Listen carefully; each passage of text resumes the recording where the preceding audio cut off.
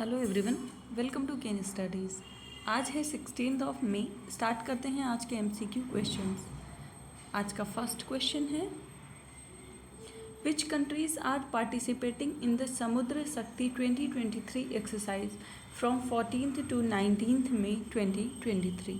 आपसे पूछा जा रहा है 14 से 19 मई 2023 तक समुद्र शक्ति 23 अभ्यास में कौन कौन से देश भाग ले रहे हैं। आपके ऑप्शंस हैं India and China, Nepal and Bhutan, India and Indonesia या इंडोनेशिया एंड म्यांमार।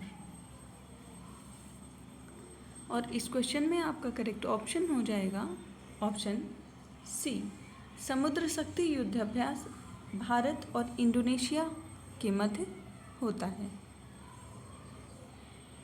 इसके बारे में बात करें तो Indian and Indonesian navies took part in the bilateral Samudra Shakti 23 exercise.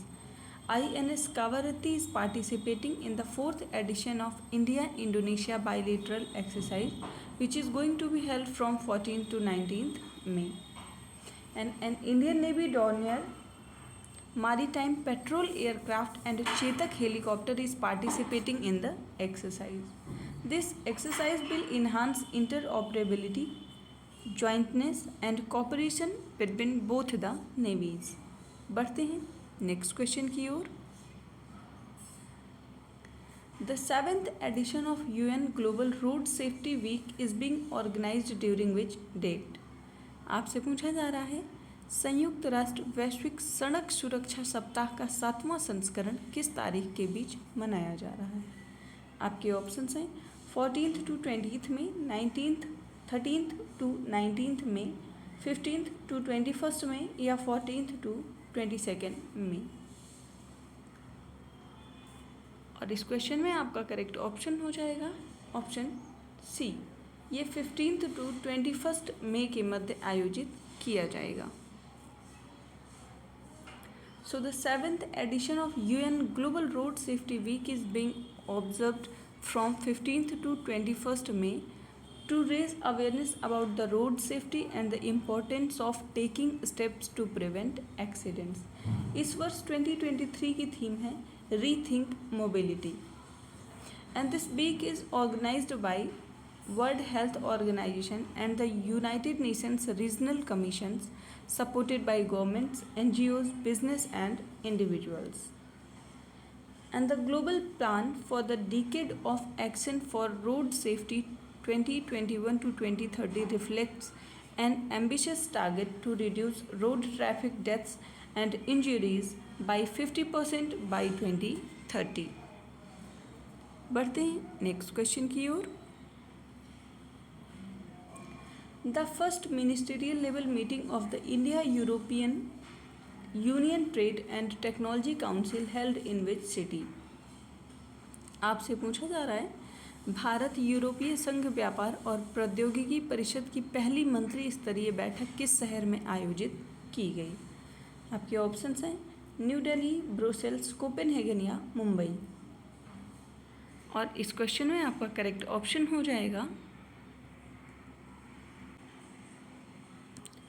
आपका करेक्ट ऑप्शन हो जाएगा इसमें ऑप्शन बी, इसका आयोजन ब्रुसेल्स में किया गया है।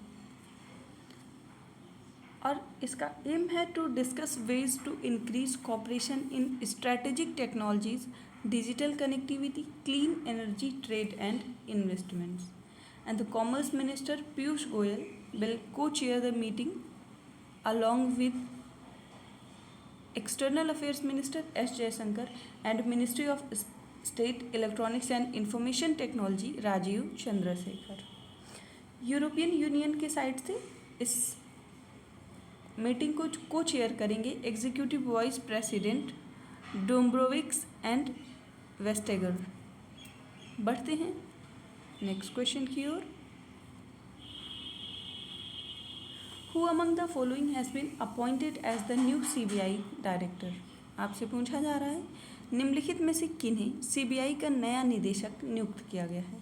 आपके ऑप्शंस हैं वर्धन सिंह, प्रवीण सूद, सुबोध जायसवाल या राजेश रंजन। और इस क्वेश्चन में आपका करेक्ट ऑप्शन हो जाएगा ऑप्शन बी, प्रवीण सूद को हाल ही में नया CBI का डायरेक्टर नियुक्त किया गया है।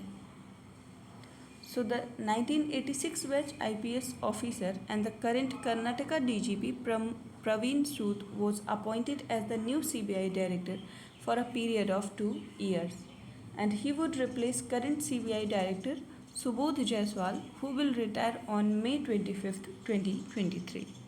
बढ़ते हैं नेक्स्ट क्वेश्चन की ओर।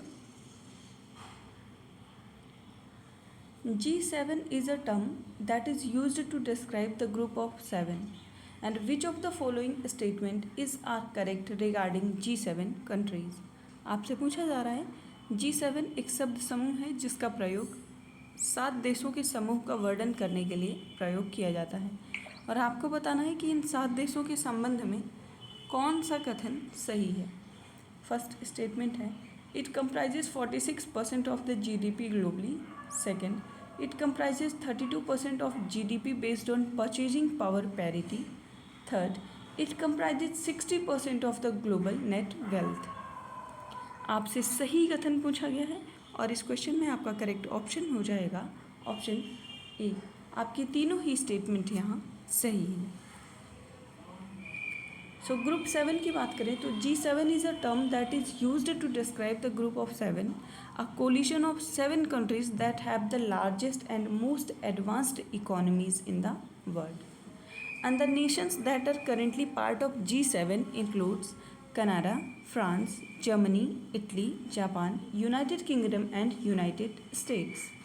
And of these nations, all 7 are top-ranked countries for the highest net wealth per capita, and all are leading export countries. इसके साथ ही G7 की बात करो तो इसको फाउंड किया गया था 1973 में in response to the collapse of the exchange rate in 1970s, the energy crisis and the recession that followed. बढ़ते हैं नेक्स्ट क्वेश्चन की ओर। India observed 25th anniversary of the 1998 Pokhran nuclear test. What was the code name of nuclear test? आपसे पूछा जा रहा है भारत ने 1998 के पोखरण परमाणु परीक्षणों की 25वीं वर्षगांठ हाल ही में मनाई है। इस परमाणु परीक्षण का कोड नेम क्या था? आपके ऑप्शंस हैं ऑपरेशन शक्ति, operation smiling Buddha, operation Buddha या ऑपरेशन शिव शक्ति। और इस क्वेश्चन में आपका करेक्ट ऑप्शन हो जाएगा ऑप्शन ए। इस ऑपरेशन का नाम था ऑपरेशन शक्ति। So India observed 25th anniversary of 1998 Pokhran nuclear test, and on May 11th, 1998, India successfully conducted 3 nuclear bomb test explosion in Pokhran, Rajasthan, and 2 more bombs were tested on 13th May. The code name of the 1998 Pokhran nuclear test was Operation Shakti, जिसका अर्थ होता है strength. And India conducted its first nuclear test in May 1974 in Pokhran, जिसका नाम है operation smiling Buddha. आज के current affair session में इतना ही। धन्यवाद।